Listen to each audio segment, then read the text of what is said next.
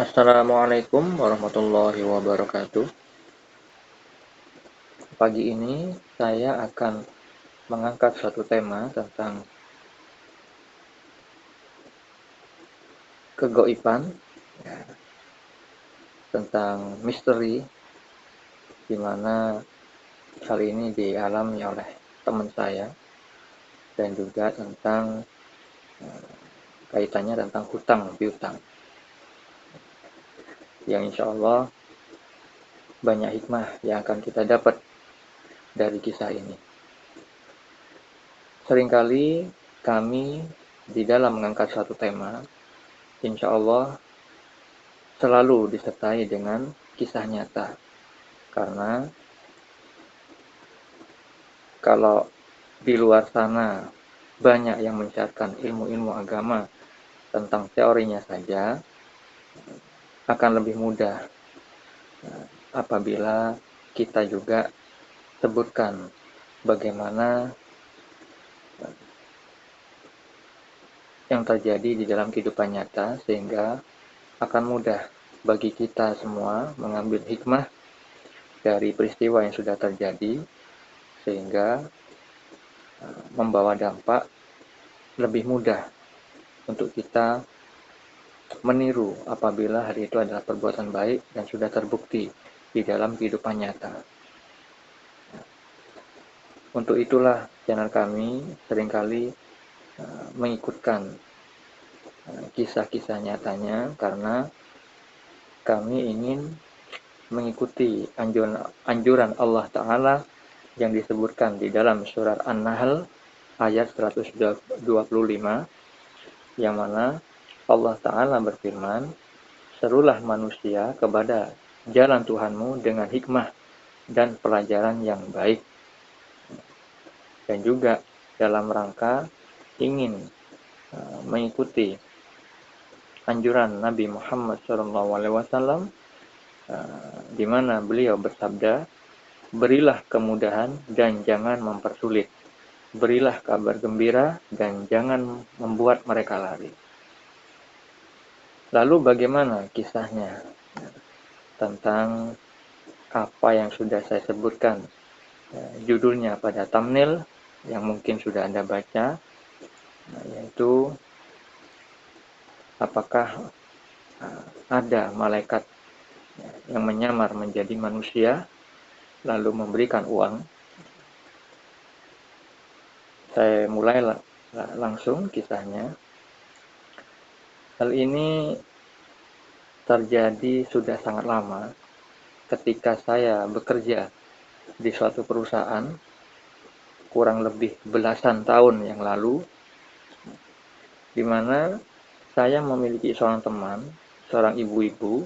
Ketika dulu saya belum menikah, maka beliau ini adalah seorang ibu, pegawai produksi di bagian pabrik, di mana beliau ini sakit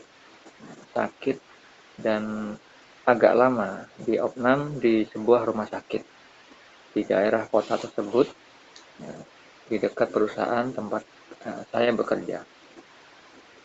Setelah teman saya ini masuk kerja, lalu bertemulah saya dengan beliaunya di dapur tempat kami bekerja. Biasanya dapur ini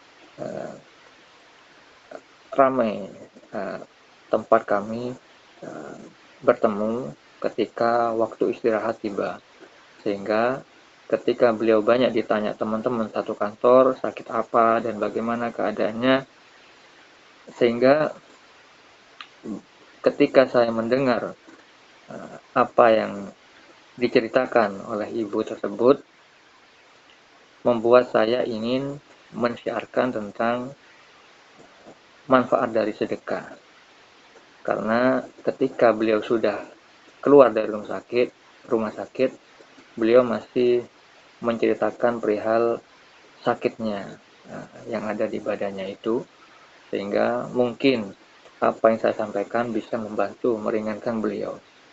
Akhirnya saya menceritakan bahwa saya sering mengalami keajaiban dengan sedekah ketika sakit, tanpa berobat, cukup dengan sedekah saja disertai dengan niatan sebagaimana Nabi Muhammad SAW pernah bersabda bahwa sembuhkanlah penyakit di antara kalian dengan sedekah. Dan juga di dalam hadis yang lain bahwa disebutkan sedekah itu bisa menolak bala. Dan saya sudah buktikan berkali-kali dengan berbagai ragam macam penyakit, akhirnya saya sampaikan kepada ibu tersebut. Lalu setelah saya sampaikan perihal itu, beliau lah akhirnya menjawab dengan menceritakan kisah yang mau saya sampaikan di video ini pagi ini. Beliau mengatakan bahwa benar itu, maksudnya benar sedekah itu baik. Jadi beliau ternyata dulu juga pernah mengamalkan hal itu. Mungkin sekarang atau kemarin-kemarin ketika sakit mungkin lupa, tapi dengan adanya pemberitahuan saya di waktu itu, akhirnya ceritalah beliau ini tentang kisah yang sangat menarik bagi saya dan bagi Anda sekalian insya Allah. Jadi beliau bercerita bahwa ketika beliau ini pernah meminjamkan uang 100.000 kepada tetangganya, jadi tiba-tiba suatu saat setelah uang itu dipinjamkan, Allah menimpakan suatu ujian kepada anaknya. Anaknya itu sakit. Anak si ibu ini sakit, dan si ibu ini tidak memiliki uang untuk berobat. Akhirnya, dia ini mengingat uang 100.000 yang dipinjamkan ke tetangganya. Dan beliau mengatakan di dalam batinnya, andai saja uang itu dikembalikan, yang 100.000 itu dikembalikan, bisa mungkin untuk dipakai untuk berobat untuk anaknya. Tapi setelah mengangan-angankan seperti itu, akhirnya beliau menyadari bahwa mungkin tetangganya yang meminjam uang 100.000 itu belum memiliki uang untuk membayarnya. Akhirnya beliau mengikhlaskan dengan mengatakan, ya sudahlah, mungkin nanti ada waktunya. Seingat saya beliau ini mengatakan di saat beliau berangan-angan seperti itu sore hari, ya, ketika hujan gerimis. Setelah beliau mengikhlaskan kepada tetangganya, di dalam hatinya beliau artinya memundurkan tempo pembayaran hutang tersebut, ada niatan untuk memundurkan pembayaran untuk si orang yang berhutang itu. Lalu tiba-tiba ada suara orang yang mengetok pintu rumah beliau. Dibukalah pintu itu, ada seorang laki-laki tua yang berdiri di depan pintu di saat hujan gerimis datang. Lalu si ibu ini yang saya kenal baik hati ini mempersilahkan orang tua itu masuk ke rumahnya. Tapi orang tua ini menolak untuk masuk.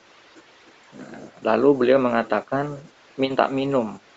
Jadi orang tua laki-laki ini hanya ingin meminta minum.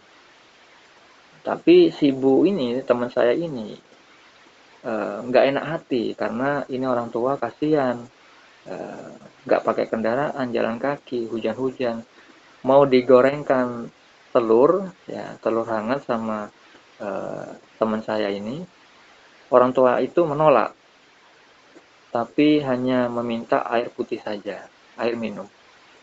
Akhirnya karena menolak tawaran si ibu ini, akhirnya teman saya ini memberikan air minum. Lalu ketika bapak tua laki-laki ini setelah selesai meminum air yang diberikan teman saya itu, orang tua ini berkata, anak ibu sakit ya. Akhirnya teman saya kaget, loh bapak kok tahu? Lalu orang tua ini memberikan satu amplop, ya, di mana amplop itu tidak diberitahukan isinya apa. Orang tua mengatakan ini untuk ibu. Nah, terus teman saya mengatakan ini apa pak? Nah, terus bapak tua itu mengatakan jangan dibuka, nanti setelah saya pergi baru dibuka. Gitu. Oh gitu pak ya. Ya sudah bu, saya mau pamit dulu, saya mau pulang. Lalu teman saya ini buru-buru memanggil suami yang ada di dalam rumah untuk mengantarkan bapak tua renta ini, yang entah kemana tujuannya tidak tahu. Ketika teman saya itu memanggil suaminya, ketika keluar kembali orang tua ini sudah tidak ada. Lalu disuruh kejar sama teman saya, suaminya suruh ngejar naik motor kemana orang tua itu pergi, ya, supaya dibonceng dianterin ke tempat tujuan yang ingin dituju orang tua itu. Lalu dikejarlah sama suami teman saya. Lalu suami kembali, akhirnya mengatakan kepada si istri, nggak ketemu katanya, orang tua ini nggak ketemu, padahal di gang-gang itu sudah dicari, kok nggak ada, kok begitu cepatnya orang tua ini menghilang gitu. Wah, akhirnya si suami ini bertanya sama istrinya, itu apa di tangan kamu? Lalu teman saya, si ibu ini mengatakan kepada suaminya bahwa ini tadi pemberian dari bapak tua tadi, cuman nggak tahu isinya apa. Begitu dibuka, itu uang sejumlah 100.000, Masya Allah. Sama dengan jumlah uang yang dipinjamkan ke tetangganya, yang tadi diangan-angan pengen uang itu dikembalikan supaya teman saya ini bisa memakai untuk anaknya berobat. Lalu terheran-heran teman saya ini, kok bisa ya orang tua ini nggak kenal ya, terus datang tiba-tiba disuruh masuk nggak mau, ditawari makanan nggak mau, lalu tahu keadaan anaknya yang sakit, padahal dia bukan tetangga sekitar situ, dan tiba-tiba ngasih uang dan jumlahnya sama dengan uang yang dipinjam tetangga itu. Nah, jadi seperti itu saudara-saudariku. Begitu ajaibnya kejadian itu, saya akhirnya mendapatkan ilmu baru. Jadi bahwa kisah di zaman modern seperti sekarang masih ada kegaiban seperti itu. Ya. Lalu apa hikmah yang bisa kita petik pada kisah yang saya sampaikan tadi? Ya. Kita harus mengetahui bahwa hakikat kenapa kita diciptakan di dunia ini, yaitu hanya untuk beribadah kepada Allah Ta'ala, sebagaimana difirmankan Allah pada surat Az-Zariyat, surat ke-51 ayat ke-56, di mana Allah Ta'ala berfirman, dan aku tidak menciptakan jin dan manusia, melainkan supaya mereka mengabdi kepadaku. Lalu bentuk peribadahan kita kepada Allah itu seperti apa? Yaitu kita sebagai seorang hamba haruslah mengetahui kewajiban kita bagaimana hidup di dunia ini, yaitu dengan melaksanakan perintah Allah dan menjauhi larangan dari Allah dengan cara yang benar.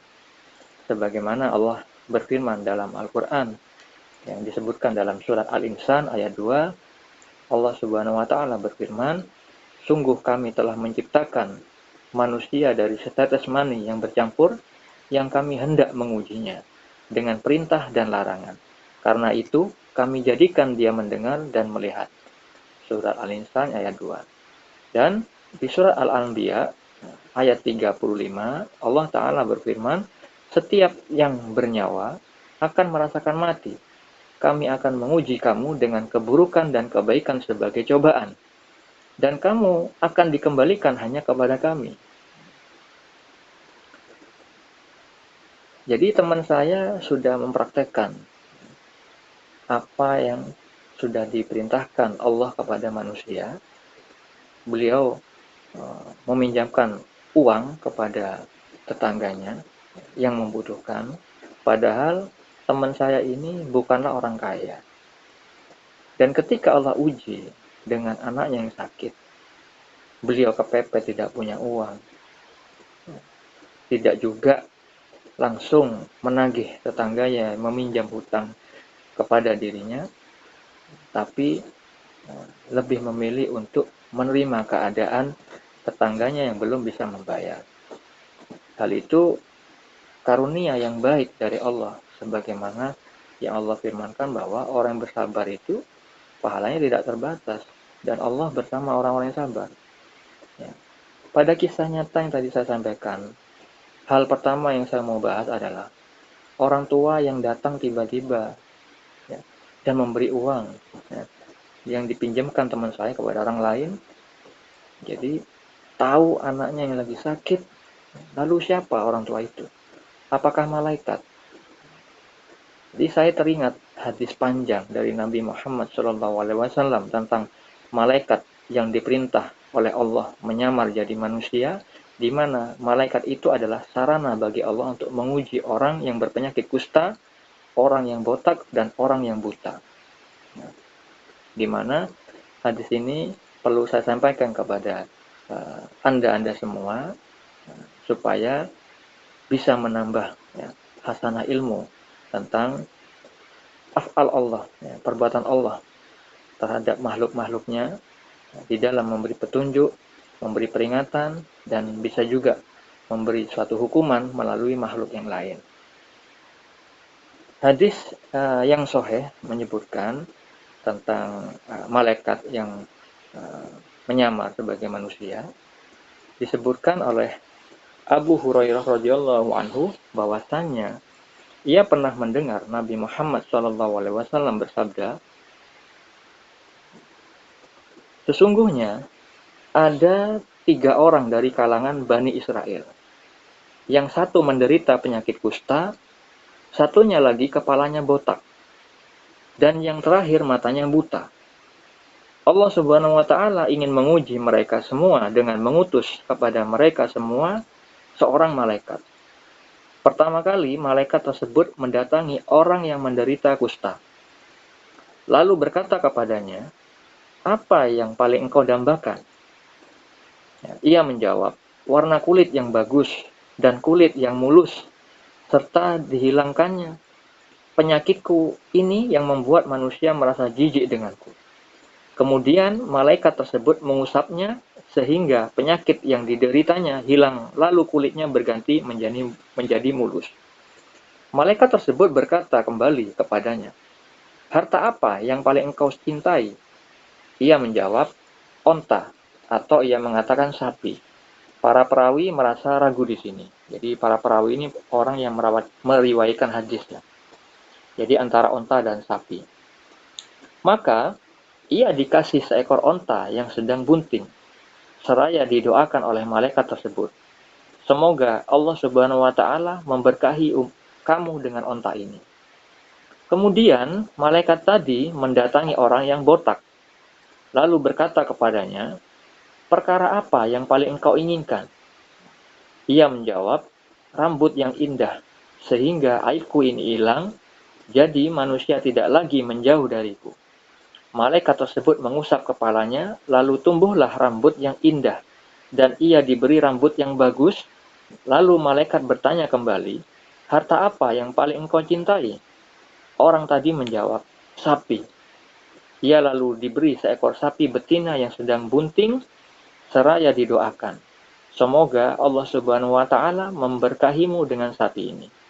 Setelah itu, malaikat tersebut mendatangi orang yang buta, lalu bertanya kepadanya, apa yang paling engkau dambakan? Ia menjawab, aku mendambakan supaya Allah Subhanahu wa Ta'ala mengembalikan penglihatanku sehingga aku bisa melihat orang lain.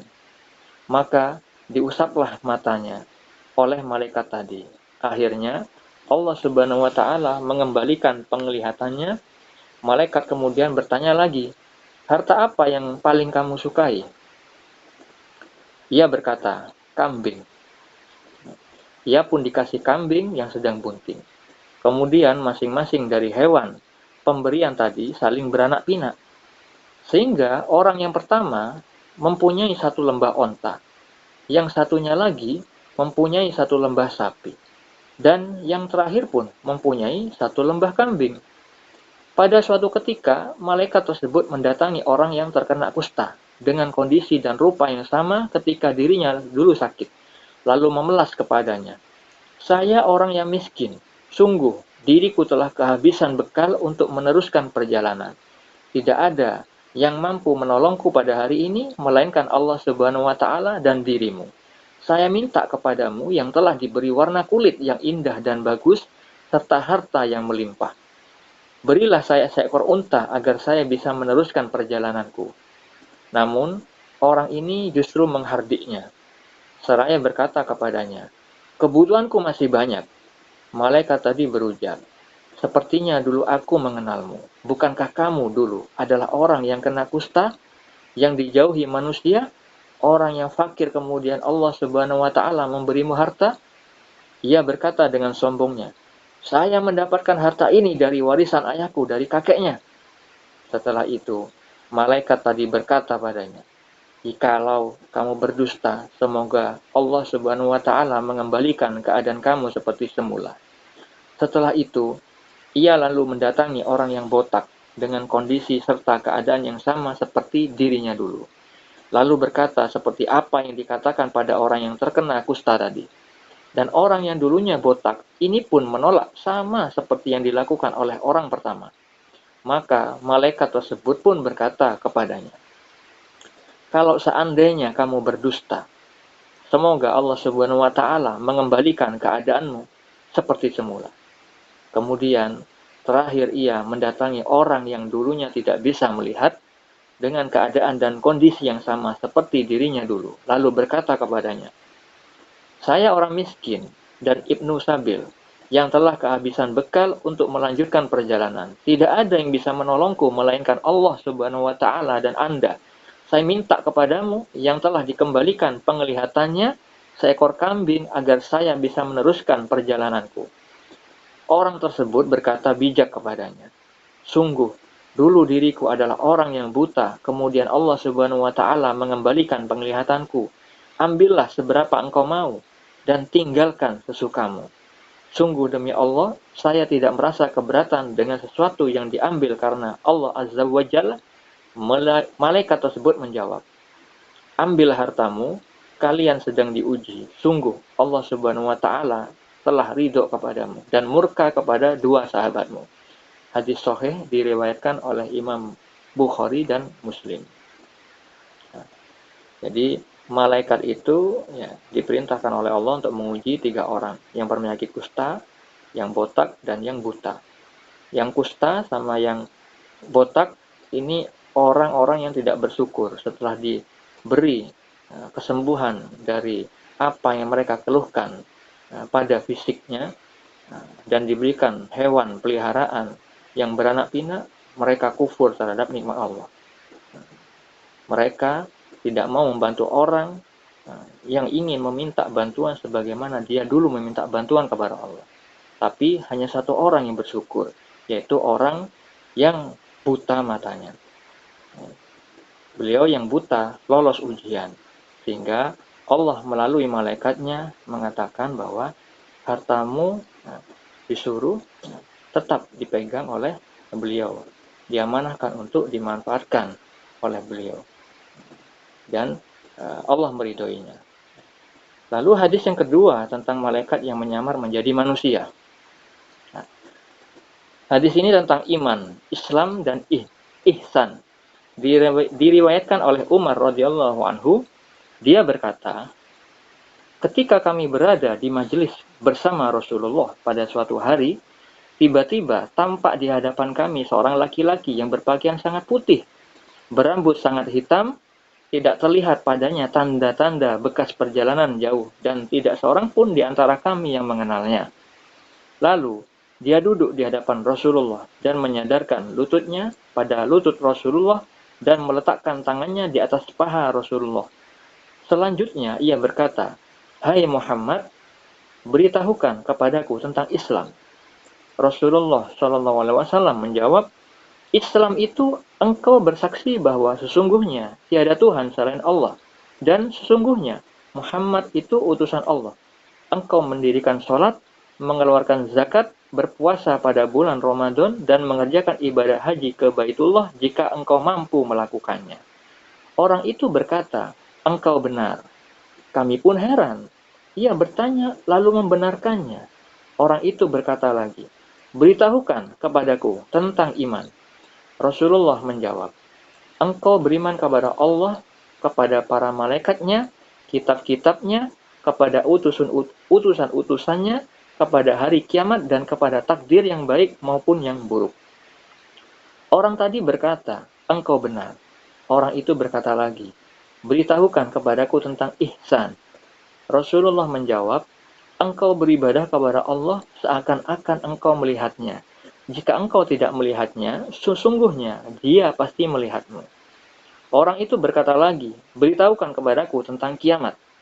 Rasulullah menjawab, orang yang ditanya itu tidak lebih tahu dari yang bertanya. Selanjutnya, orang itu berkata lagi, "Beritahukan kepadaku tentang tanda-tandanya." Rasulullah menjawab, "Jika hamba perempuan telah melahirkan tuan putrinya, jika engkau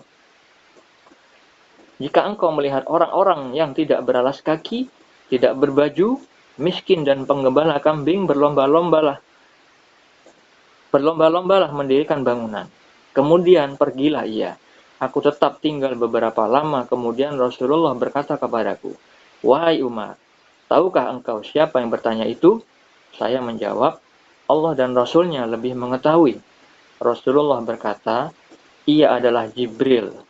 Dia datang untuk mengajarkan kepadamu tentang agama kepadamu." Hadis riwayat Muslim.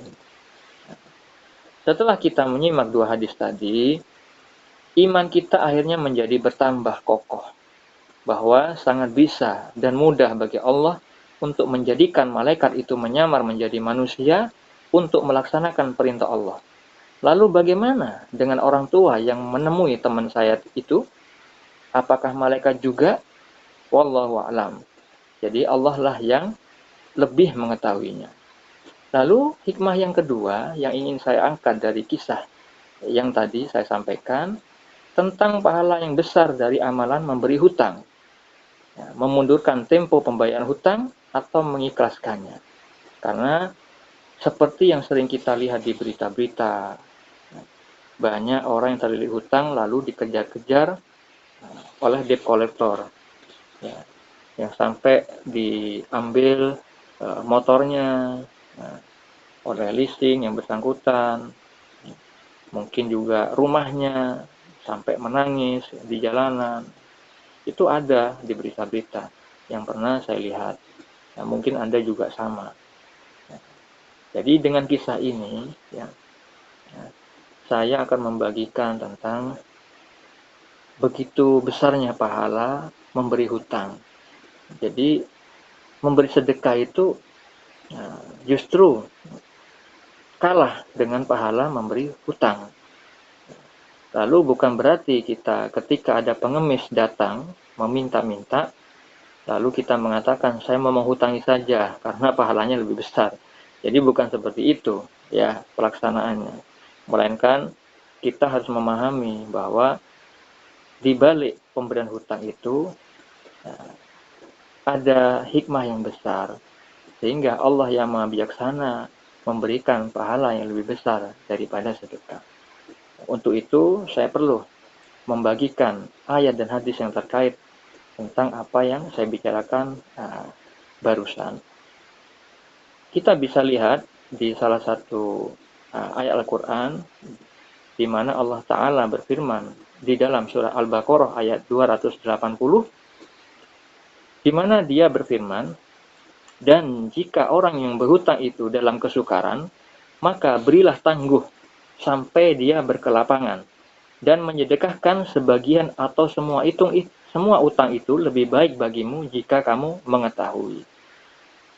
Jadi Allah itu menganjurkan ketika orang yang berhutang, semisalkan kepada kita, kita memberikan hutang kepada orang lain, dan beliau dalam keadaan susah, maka Allah menganjurkan untuk memberikan tangguh, artinya memberikan waktu tempo, tambahan tempo, memundurkan pembayar hutangnya, supaya ada waktu saudara kita yang berhutang itu mencari uang untuk membayar hutang kepada kita, menunggu dalam keadaan kelapangan. Atau Allah menganjurkan menyedekahkan sebagian, artinya mengikhlaskan sebagian dari hutang yang kita pinjamkan, atau mengikhlaskan semuanya, artinya tidak perlu dibayar lagi hutang tersebut. Itu lebih baik menurut Allah. Dan Allah menambahkan kalimat jika kamu mengetahui, artinya di sini ada rahasia besar, pahalanya begitu besar. Lalu seperti apa besarnya? Nah, ada di hadis yang disampaikan oleh Nabi kita, Nabi Muhammad, yang beberapa diantaranya, tidak ada seorang muslim pun yang memberikan pinjaman kepada orang muslim lainnya satu kali, kecuali baginya pahala seperti pahala yang memberi sedekah 2 kali. Hadis riwayat Ibnu Majah, Ibnu Hibban, dan Baihaqi. Dalam hadisnya yang lain, Rasulullah SAW bersabda, barang siapa yang memberikan kemudahan atas kesulitan, maka Allah akan memberikan kemudahan kepadanya di dunia dan akhirat. Hadis riwayat Ibnu Hibban.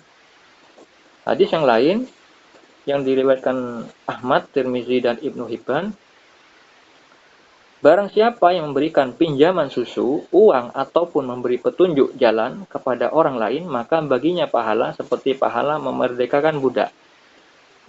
Memerdekakan budak. Budak itu adalah pembantu di zaman terdahulu, ya, yang bisa diperjualbelikan. Sekarang tidak ada.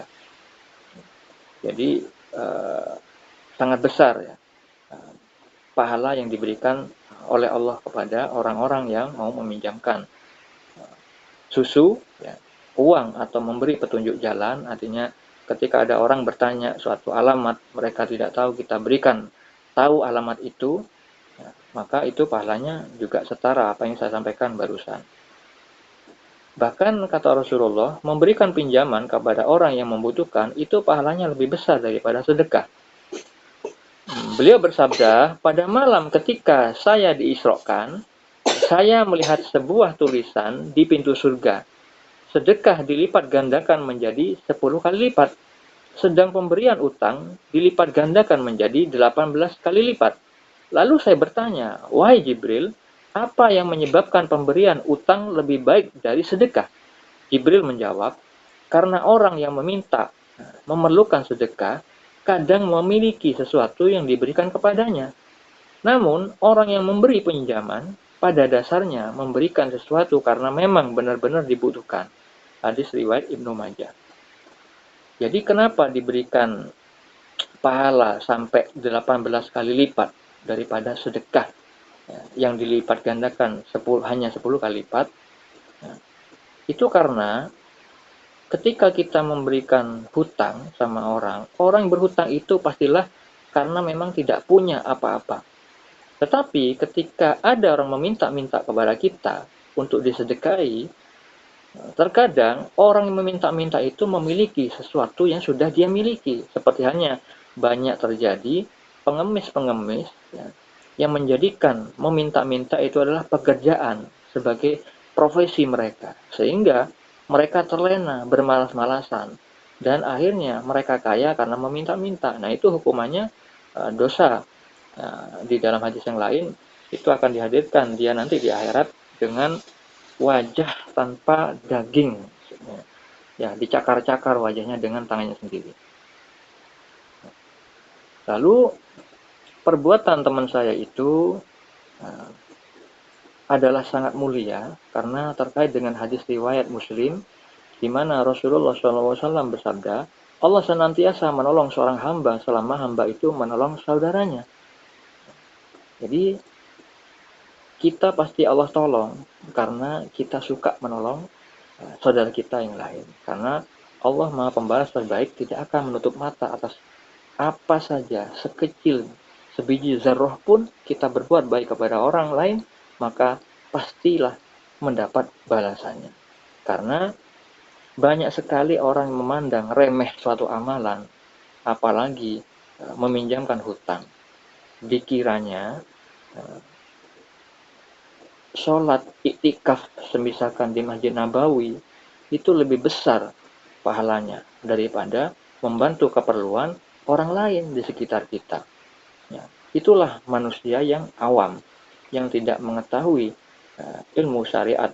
Ya, di mana disebutkan di dalam hadis Nabi bahwa seseorang yang pergi dengan temannya untuk membantu mengatasi masalah atau suatu keperluan itu lebih utama dibanding dengan iktikaf di masjidku ini, sambil berisyarat dengan jari ke Masjid Nabawi selama 2 bulan. Bayangkan, di hadis ini beliau bersabda bahwa ketika kita membantu suatu masalah yang ditimpakan, yang dialami teman kita, entah itu pergi berobat, mengantarkan ke apotek, entah itu mengantarkan kepada suatu keperluan yang lain, ya. Karena mungkin teman kita nggak punya motor, kita punya motor, beliau ingin diantarkan oleh kita kepada suatu tempat yang mana dia punya keperluan untuk keluarganya, itu jauh lebih besar, ya, nilai pahalanya daripada itikaf di masjid Rasulullah SAW selama 2 bulan. Bayangkan. Ya, padahal di hadis yang lain beliau mengatakan bahwa satu kali sholat di Masjid Nabawi itu lebih besar pahalanya 1000 kali daripada masjid yang lain selain Masjidil Haram. Ya.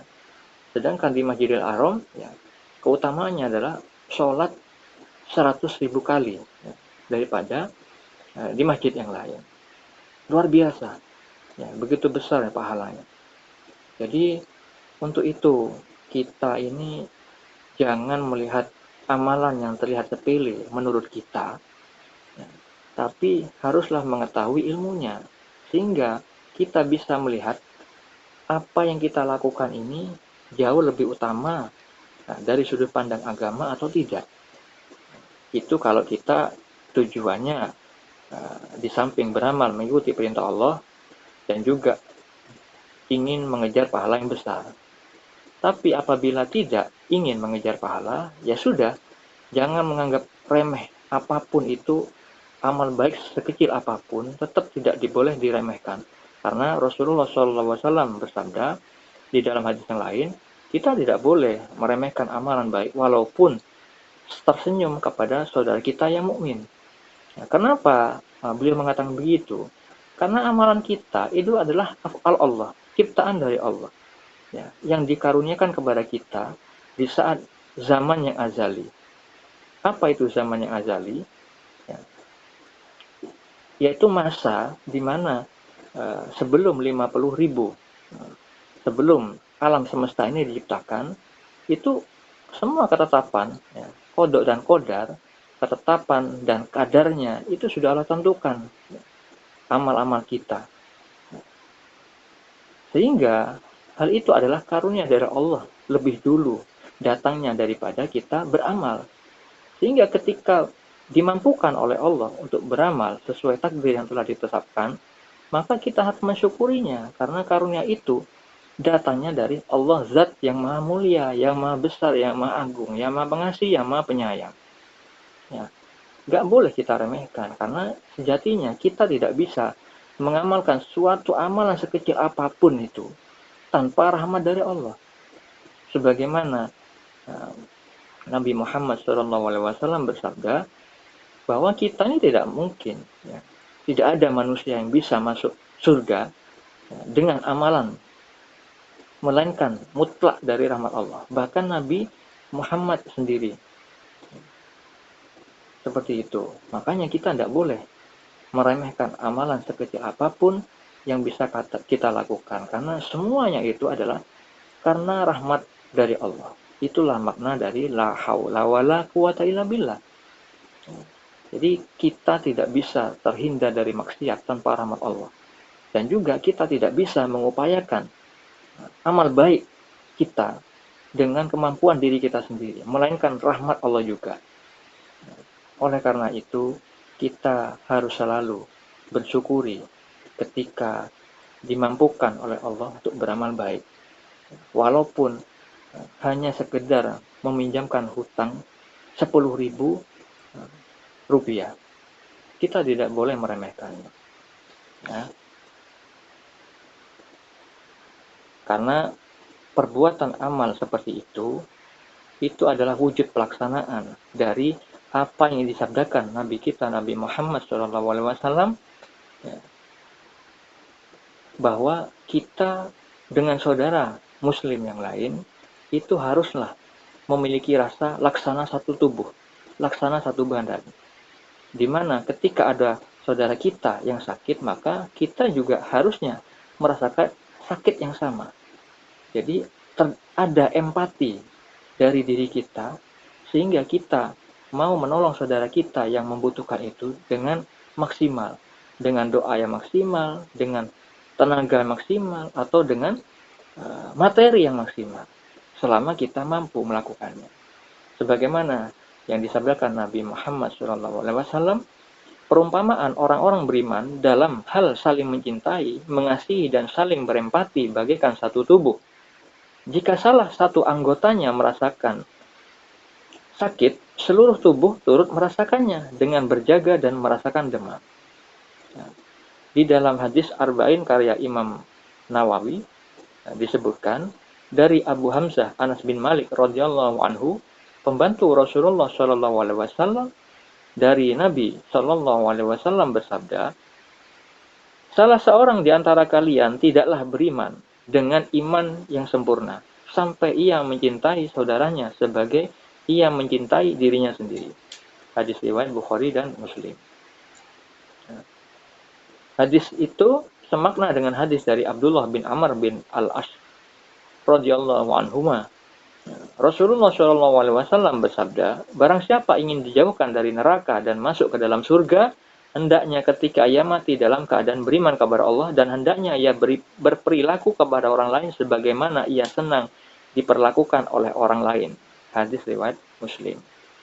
Ya, kita dianjurkan untuk berbuat kasih dan sayang kepada orang lain, sebagaimana sifat Allah yang Maha Pengasih, yang Maha Penyayang. Karena kita itu disebut insan, disebut manusia yang baik apabila kita itu bisa bermanfaat bagi orang lain. Sebagaimana di dalam hadis riwayat Ahmad, yaitu hadis terakhir yang bisa saya sampaikan pada konten ini, yaitu beliau Rasulullah SAW bersabda, sebaik-baik manusia adalah yang paling bermanfaat bagi manusia. Jadi itulah yang bisa saya sampaikan pada kesempatan pagi ini. Semoga kisah tadi membawa pencerahan kepada kita semua, baik Anda maupun saya. Apabila di dalam video ini terdapat banyak kebaikan, banyak kebenaran, pastilah itu hakikatnya dari Allah semata-mata. Yang mana hanya Allah lah yang maha mengetahui, maha memiliki ilmu. Kita tidak memiliki apapun, kecuali Allah lah yang menitipkan semua itu. Tetapi apabila di dalam video ini terdapat ada kesalahan, banyak kekurangan, pastilah itu dari diri saya yang fakir ilmu. Semoga kita semua selalu dilindungi oleh Allah dengan naungannya, dengan keselamatannya, dengan diberikan keistiqomahan dalam beribadah lahir dan batin hingga kita wafat. Semoga kita semua bisa menjadikan penglihatan dan pendengaran kita menjadi lahan ibadah kepada Allah, sehingga kita menjadi manusia yang ganjil di hadapan Allah yang Maha Ganjil. Assalamualaikum warahmatullahi wabarakatuh.